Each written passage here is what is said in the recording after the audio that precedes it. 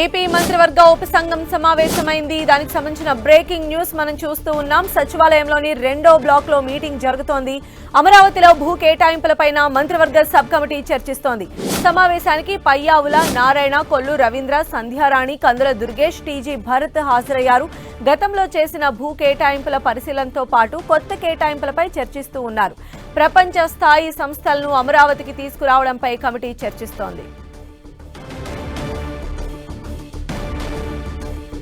ఈ భేటీకి సంబంధించిన మరిన్ని అప్డేట్స్ మా ప్రతినిధి రవిచంద్ మనకు అందిస్తారు. రవిచంద్, ఆంధ్రప్రదేశ్ రాజధాని అమరావతి అభివృద్ధి విషయంలో కూటమి ప్రభుత్వం వచ్చిన దగ్గర నుంచి అహర్నిశలు కృషి చేస్తుందని, దీనిలో భాగంగా మంత్రివర్గ ఉపసంఘాన్ని ఒకటి ఏర్పాటు చేశారు. గత తెలుగుదేశం ప్రభుత్వ హయాంలో కేంద్ర ప్రభుత్వ సంస్థలు కావచ్చు, వివిధ పారిశ్రామిక సంస్థలకి కొంత భూమిని ఇవ్వాలని చెప్పి ప్రభుత్వం నిర్ణయించింది. అప్పట్లో కొన్ని అగ్రిమెంట్స్ కూడా అయినాయి.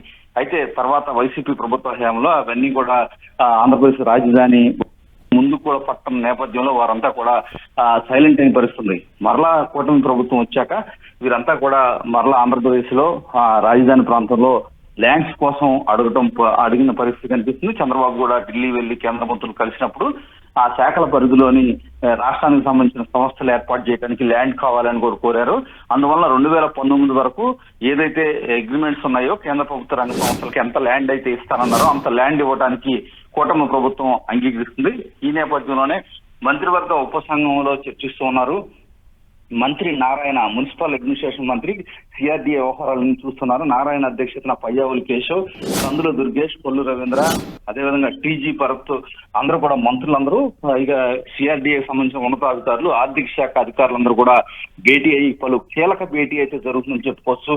ఎందుకంటే దీని ద్వారా ఆయా సంస్థలకి చేసిన కేటాయింపులు, గతంలో చేసిన కేటాయింపులు కావచ్చు, కొత్తగా కొన్ని సంస్థలు కూడా ల్యాండ్స్ కావాలని కోరడం జరుగుతుంది. దానికి సంబంధించిన ఎవరు ఎటువంటి ప్రపోజల్స్ ఇచ్చారు, వారికి ఎంత ఇవ్వచ్చు అనే రికమెండేషన్స్ అయితే ఈ సబ్ కమిటీ చేస్తుంది. ఈ సబ్ కమిటీ ఒక రిపోర్ట్ ను తయారు చేసుకుని సిఆర్డీ అథారిటీ మీటింగ్ కూడా జరుగుతుంది ముఖ్యమంత్రి అధ్యక్షతన. అక్కడ ఈ సమాచారాన్ని పెడతారు. అక్కడ ఫైనల్ గా ఆ డెసిషన్ అయితే తీసుకుంటారు.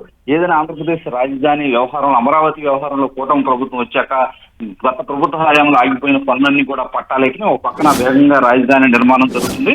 మరో పక్కన కేంద్ర ప్రభుత్వ రంగ సంస్థలకు సంబంధించిన ల్యాండ్స్ అలాట్మెంట్ కూడా త్వరలోనే జరుగుతుంది. ఎందుకంటే వారికి ఒకసారి ల్యాండ్ కేటాయిస్తే కనుక ఎమ్మటే కన్స్ట్రక్షన్ స్టార్ట్ అయ్యే అవకాశం ఉంది.